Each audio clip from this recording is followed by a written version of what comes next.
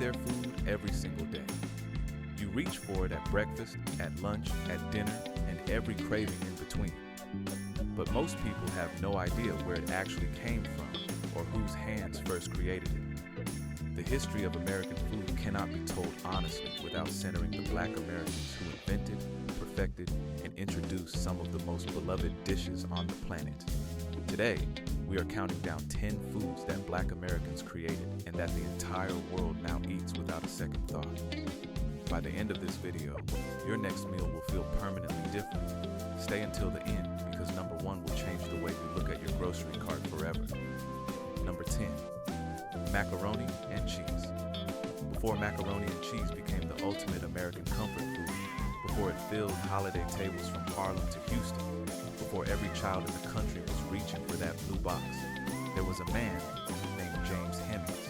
James was born into slavery in 1765 on the Monticello plantation of Thomas Jefferson. He was brilliant, resourceful, and quietly one of the most important culinary figures in American history. When Jefferson was appointed as the United States minister to France, he brought James with him to Paris. Jefferson secured James a full education in professional French cooking, training under some of the finest chefs in Europe.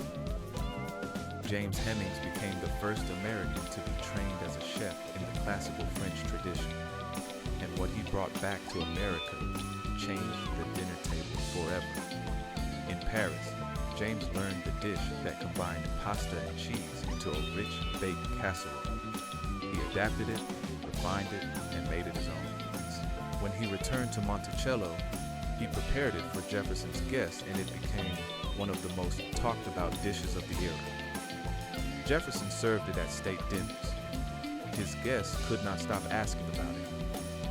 Records confirm that Jefferson imported macaroni molds from Italy specifically to replicate what James had perfected in that kitchen. James Hemings negotiated his own freedom in 1796 after training his brother to take his place. He cooked his way to liberation. The dish he introduced spread across America over the following decades. Evolved through Black Southern cooking traditions, was passed down through generations of families who made it their own, and became the defining comfort food of an entire nation. James Hemings never received credit during his lifetime.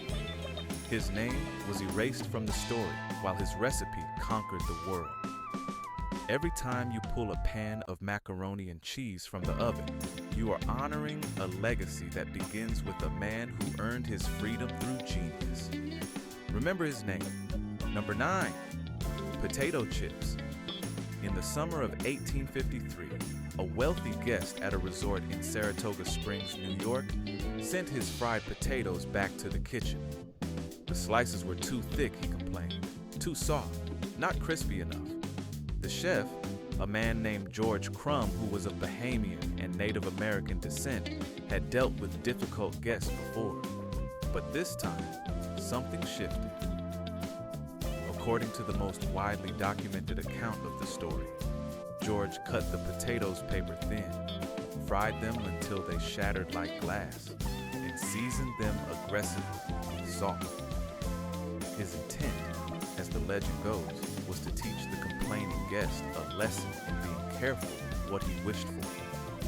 But something unexpected happened. The guest loved them.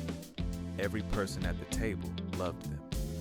And within days, other guests were specifically requesting the thin, crunching slices that quickly became known as Saratoga chips. George Crumb had accidentally invented one of the most consumed snack foods in human history. He eventually opened his own restaurant and featured the chips as a signature offering. The product spread beyond Saratoga, was picked up by commercial producers in the early 20th century, and by the time the individually packaged potato chip reached store shelves in the 1920s, it was already unstoppable. Today, the global potato chip industry generates over $30 billion annually. Billions of bags crinkle open every single day in every country on Earth. Street vendors in Lagos, convenience stores in Tokyo, stadium concessions in Sao Paulo. They all owe something to George Crumb and that moment of frustration in a New York kitchen one summer afternoon in 1853. George never received a patent for his invention and never collected a cent from the industry his creativity launched. But his name belongs in every conversation about American innovation, and every chip bag opened anywhere on this planet is his inheritance. Number 8, ice cream. Most people think of ice cream as a European invention, and they are partially right. Frozen desserts existed in Europe long before America was a nation.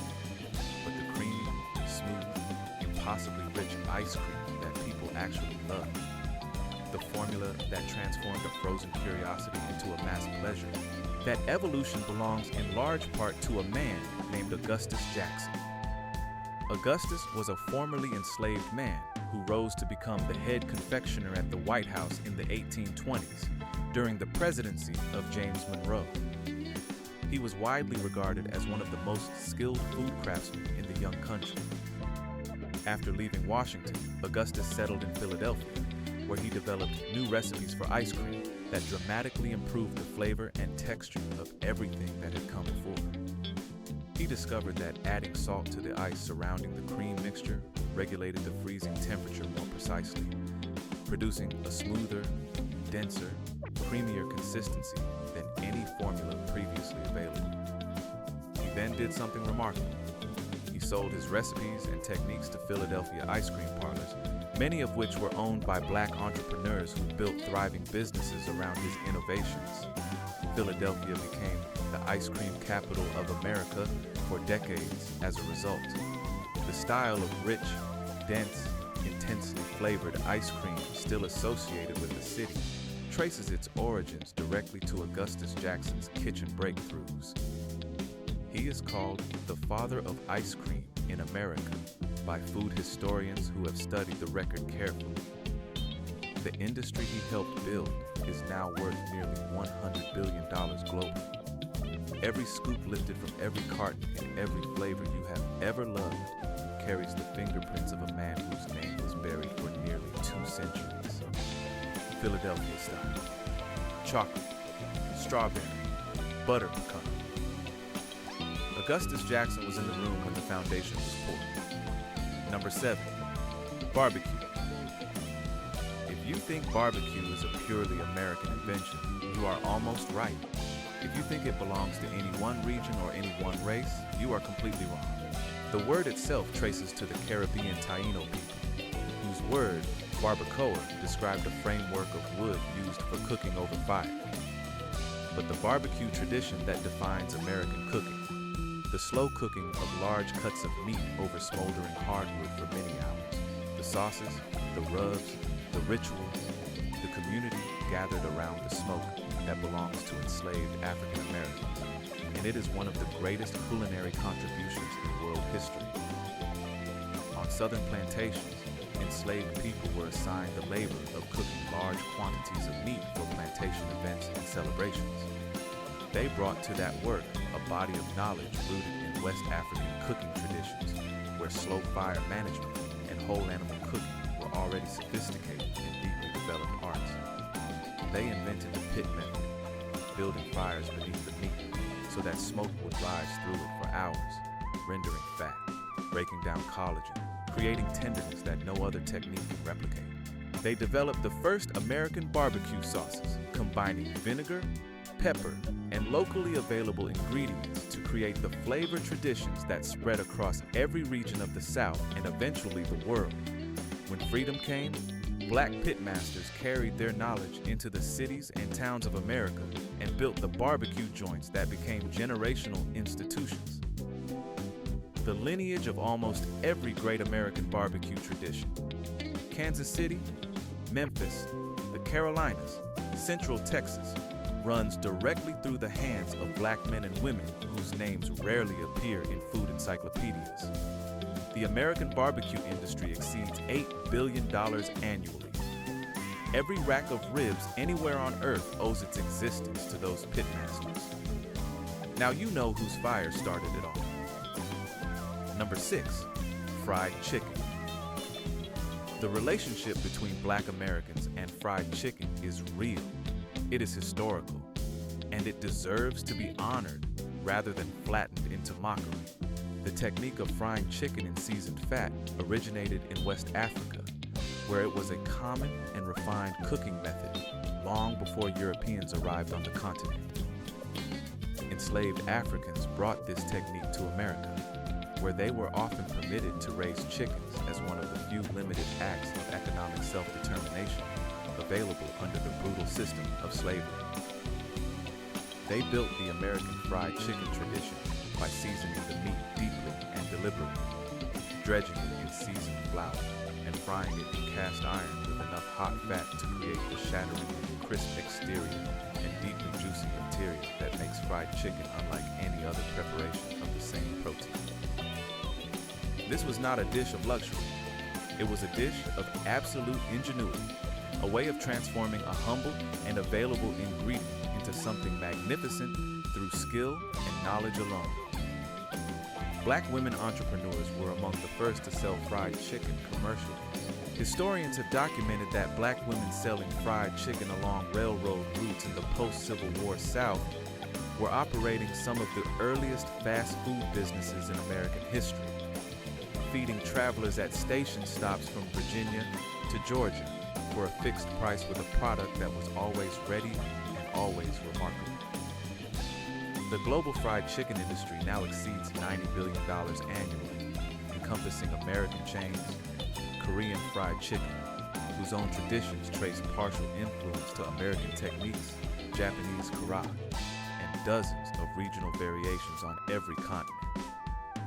Every chain restaurant, every Sunday dinner, every church picnic plate owes its origin to West African cooking and to the people who carried that knowledge across an ocean and refused to let it die. Number 5, gumbo. The word itself is the first clue and the most honest one.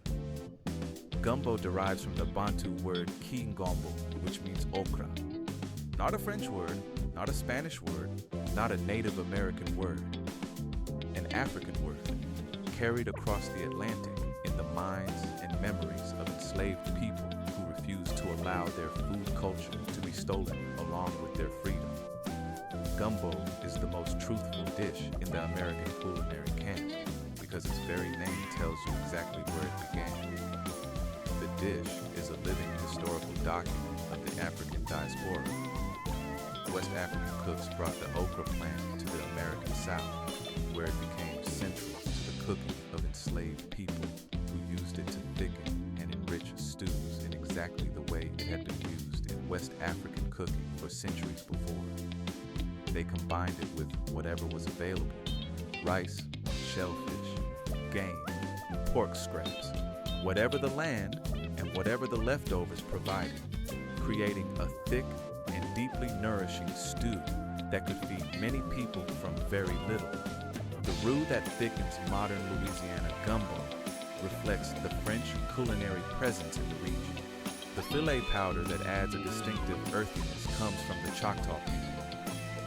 But the base of the dish, the philosophy and architecture of it, the use of okra as both ingredient and natural thickener, the layering of complex flavor through long, slow cooking over low heat, that is African in origin and African in spirit.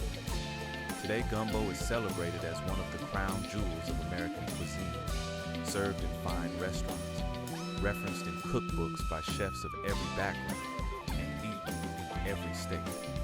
Gumbo tells the truth about American food, even when America struggles to tell that truth about itself. Number 4, hot sauce. Walk into any kitchen in America, any restaurant, any cafeteria, any taco truck, any wing counter, and you will find a bottle of hot sauce. It sits on tables the way salt and pepper sit on tables, as if it has always been there and always will be.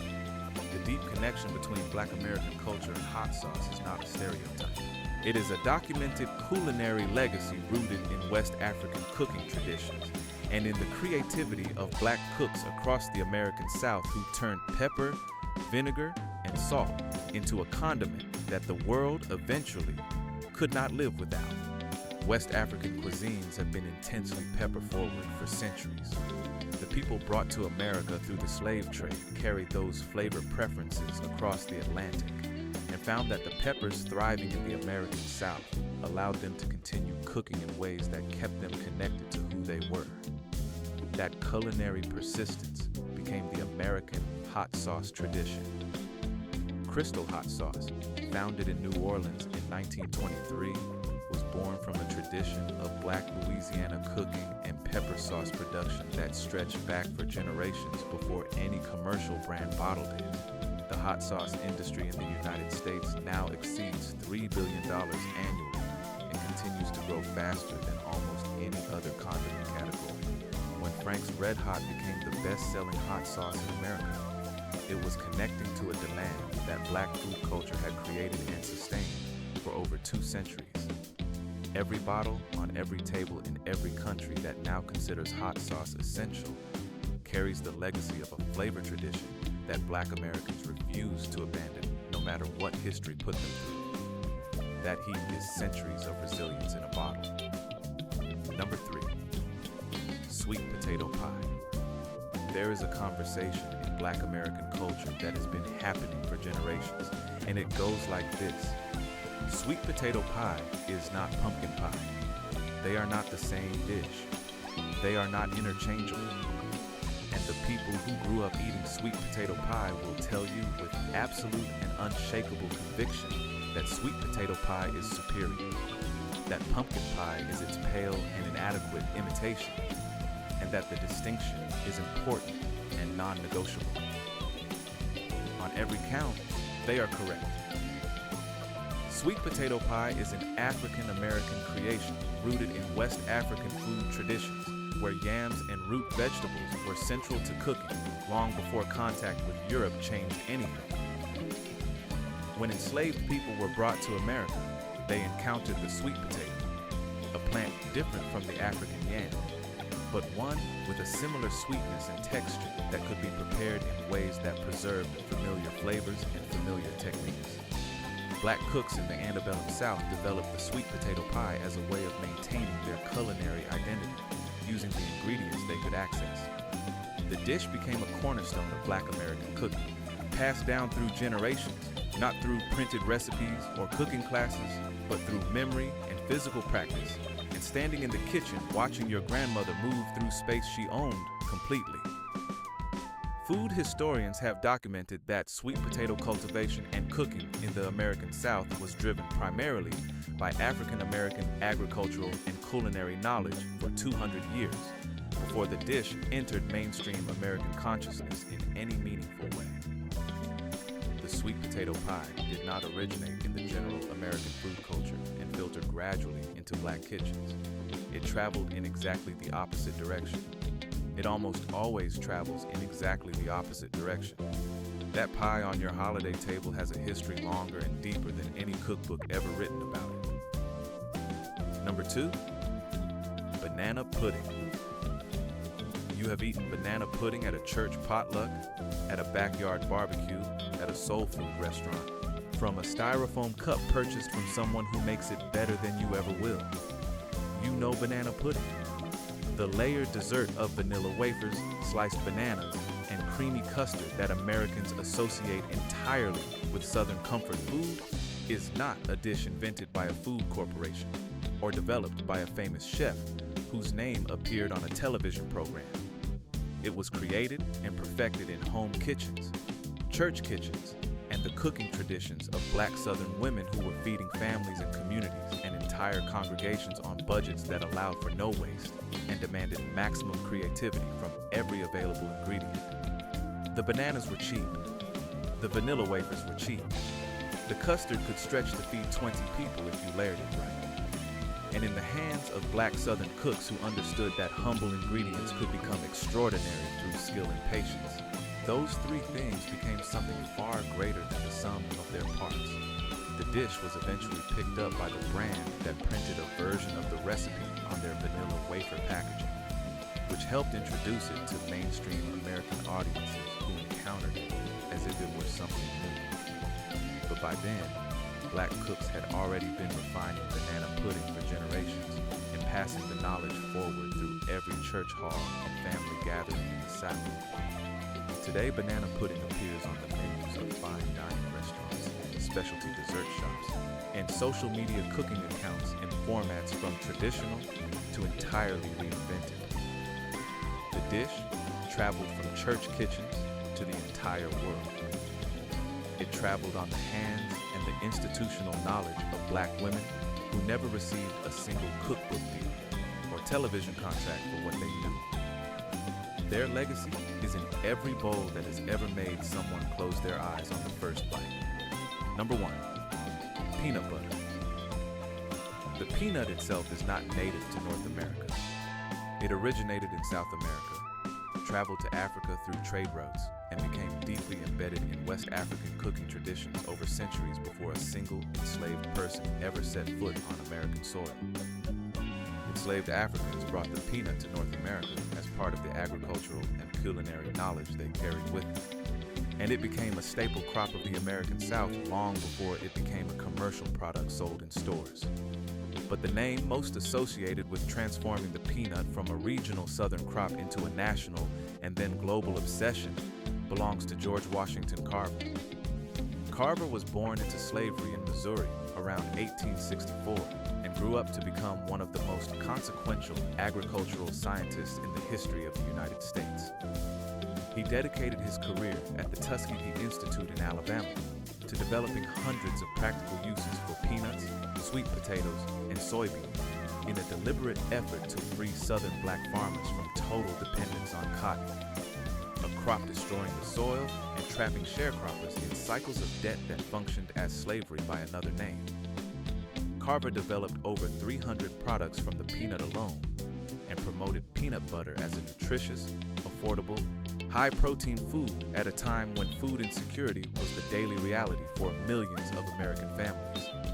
While a commercial patent for a peanut paste preparation had been filed by others slightly earlier, Carver's role in popularizing peanut butter, demonstrating its versatility, building public appetite for peanut-based foods, and making it a mainstream American staple is thoroughly documented and historically undeniable.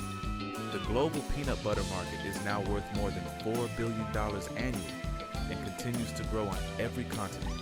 Every jar on every grocery store shelf in every country that now considers peanut butter a pantry essential owes something to the peanut's journey from West African kitchens to Tuskegee, Alabama, and to a man who understood with perfect clarity that food could be a form of freedom. And there you have it, 10 foods that Black Americans created, perfected, and gave to the world. A world that eats those foods every single day without always knowing the names behind them. James Hemings and macaroni and cheese, George Crumb and the potato chip, Augustus Jackson and the ice cream that a nation fell in love with, the pitmasters who built barbecue into an American religion, the West African cooks whose fried chicken became the most eaten dish on earth, the Bantu word that became gumbo, the pepper tradition that became hot sauce, the sweet potato pie that never needed pumpkin's permission to be great, the banana pudding that came from church kitchens and went everywhere, George Washington Carver and the peanut butter that now feeds billions of people who have never heard his name.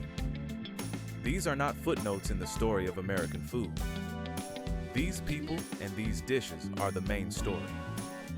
Drop a comment with the food on this list that surprised you most. Share this video with someone who needs to know the real history sitting behind their favorite meal. Subscribe so you never miss another story that history tried to leave out. Stay sharp, stay curious, and always keep rising.